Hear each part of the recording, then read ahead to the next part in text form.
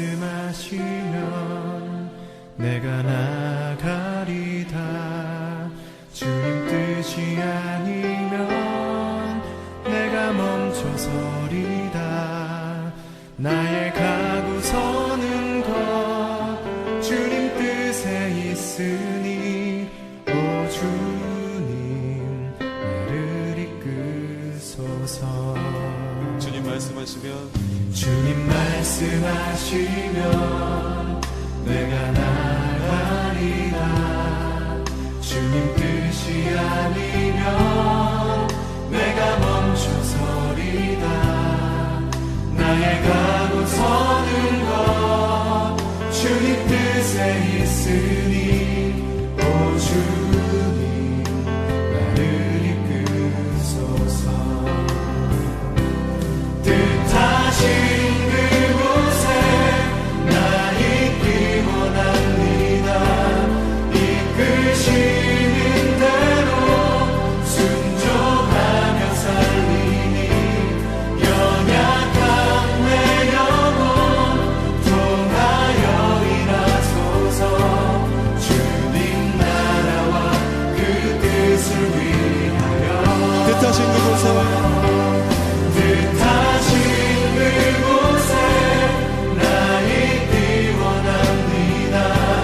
이끄시는 대로 순종하며 살리니 연약한 내 영혼 통하여 일하소서. 주님 나라와 그 뜻을 위하여 오 주님 나를 이끄소서.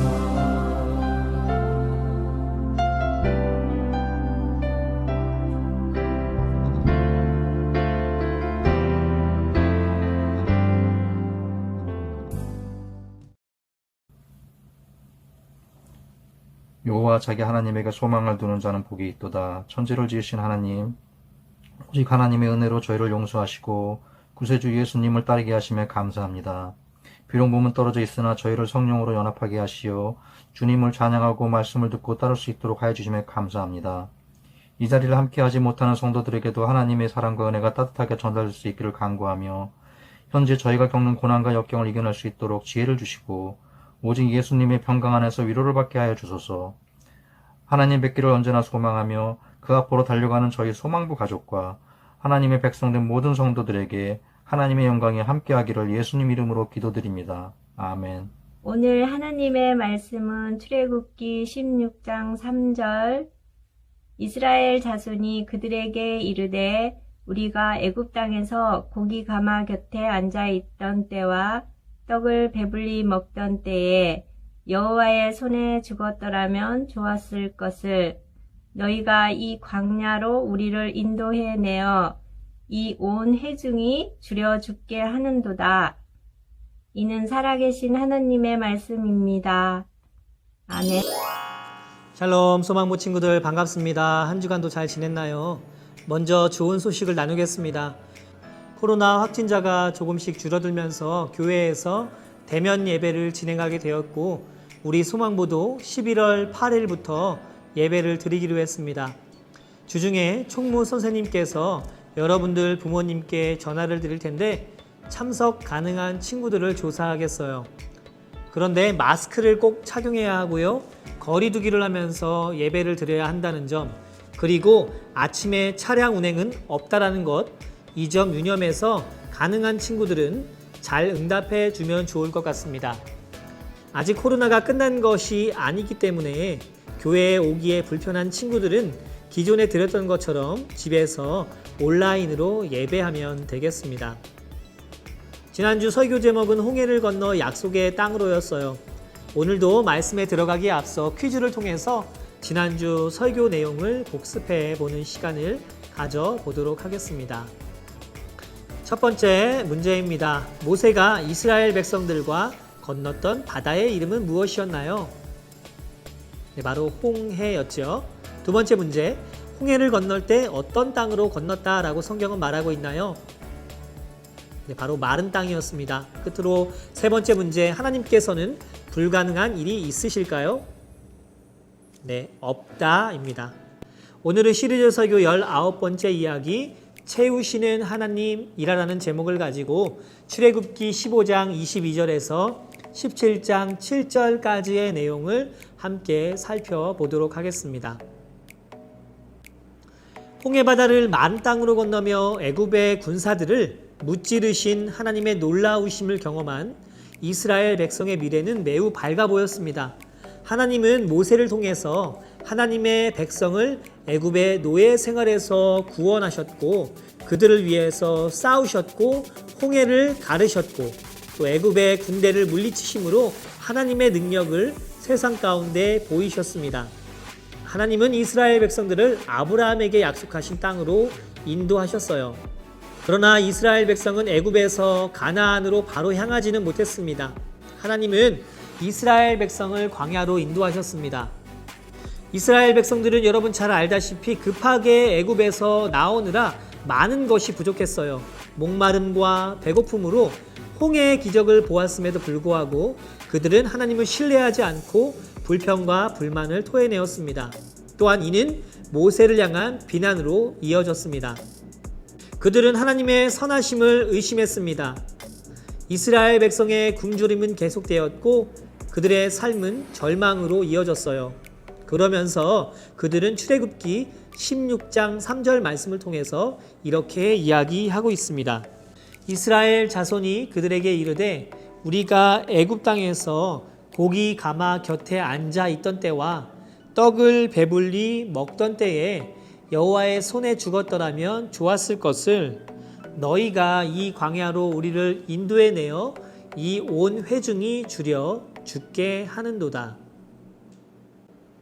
여러분 수백 년 동안 누군가에게 노예가 되어서 배불리 먹으며 살아가는 것이 여러분은 좋으세요?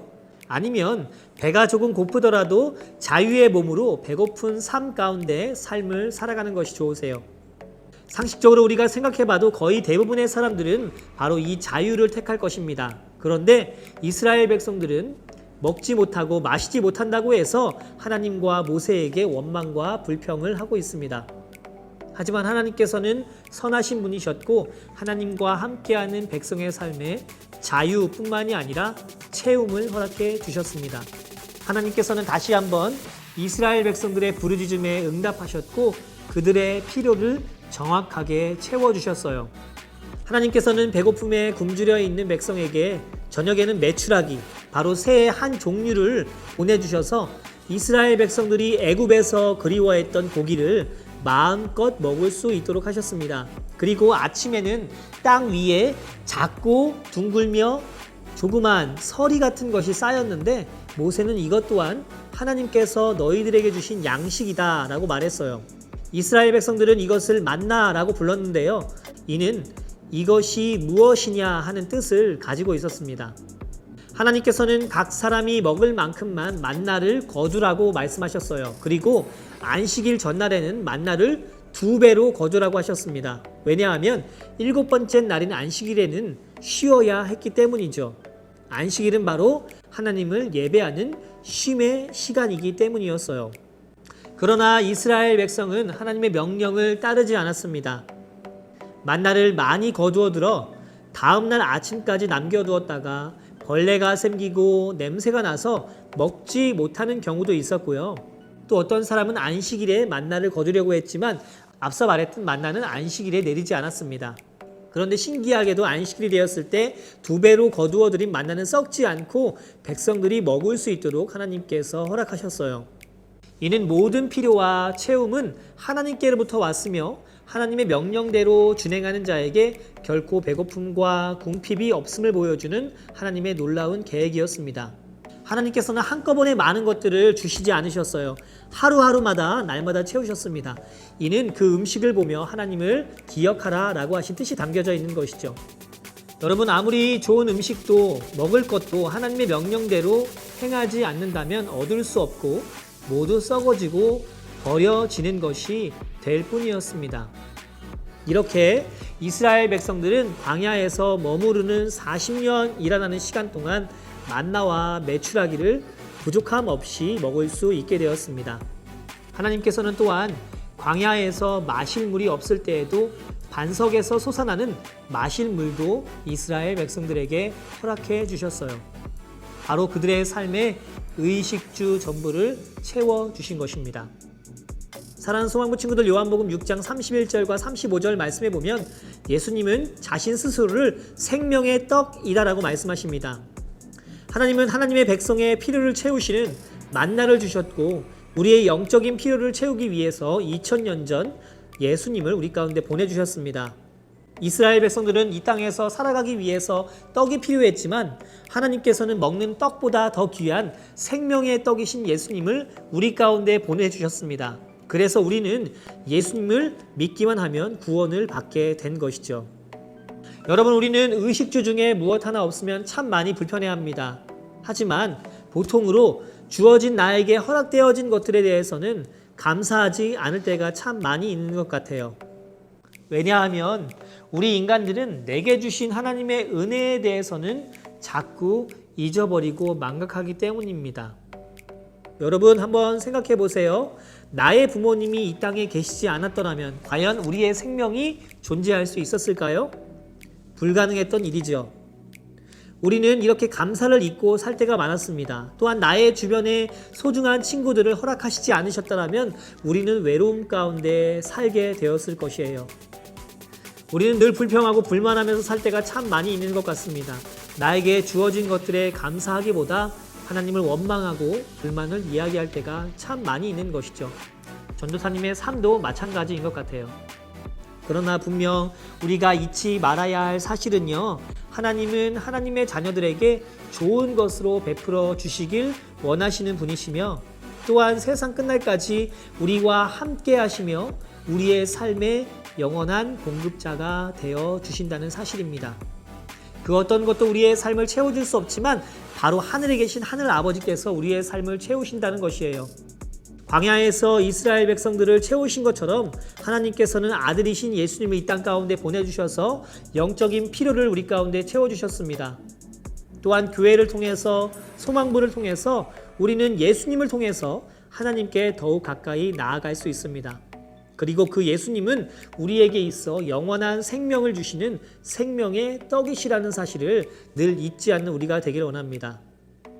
여러분, 우리는 단순히 살아가면서 배고픔의 육적인 음식을 채우는 것으로 만족해야 하는 것이 아니라 영적인 갈급함이 있기를 원합니다. 기도하고 말씀을 섭취하는 것에 게을리하지 않는 전도사님과 우리 친구들이 되었으면 좋겠어요. 배가 고프면 밥을 먹고 음식을 섭취하고 간식을 먹듯이 우리의 삶 가운데서도 우리의 영을 채우는 생명의 말씀, 또 기도, 찬양을 날마다 잊지 않고 하나님께 올려드릴 줄 아는 지혜로운 친구들 모두가 되기를 원합니다. 한 주간 우리의 삶에 필요한 모든 것을 아시고 공급하시기 원하시는 하나님께 간구하며 기도하는 우리가 되길 바라요.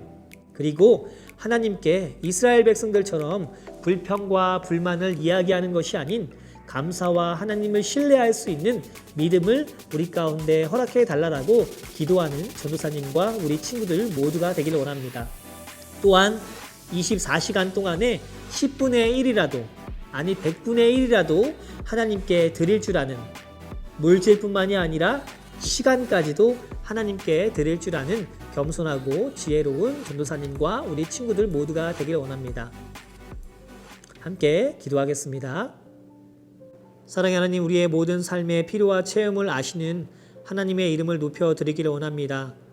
때론 나에게 없는 것 바라보며 늘 불평하고 불만스러운 삶을 살 때가 많았지만 우리의 삶을 돌아봤을 때 하나님께로부터 오지 않는 것이 아무것도 없었음을 고백합니다. 과거에 우리의 삶을 이끌어 오신 것처럼 현재의 삶도 또 미래의 삶도 우리의 삶을 이끄시고 채우실 성령 하나님을 기대합니다. 여러 가지 많은 것들로 아파하고 힘들어하고 있는 우리 친구들 가운데 찾아가셔서 마음의 위로를 허락하여 주시고 하나님 때문에 기쁨을 얻을 수 있는, 하나님 한 분만으로 만족함을 누릴 수 있는 지혜로운 친구들 모두가 될 수 있도록 은혜를 허락하여 주세요. 배고플 때 많은 것들을 먹고 마시는 것처럼 우리의 삶 가운데서도 영적인 갈급함이 있게 하셔서 하나님의 말씀을 섭취하게 하시고 하나님 앞에 나와서 찬양하게 하시고 날마다 전심을 다하여 하나님을 예배할 줄 아는 지혜로운 소망부 친구들 한 사람 한 사람 모두가 되도록 성령 하나님 인도하여 주시옵소서. 한 주간도 우리의 삶을 지켜주시고 보호하실 하나님을 기대하며 이 모든 말씀 예수님의 이름으로 기도드렸습니다. 아멘.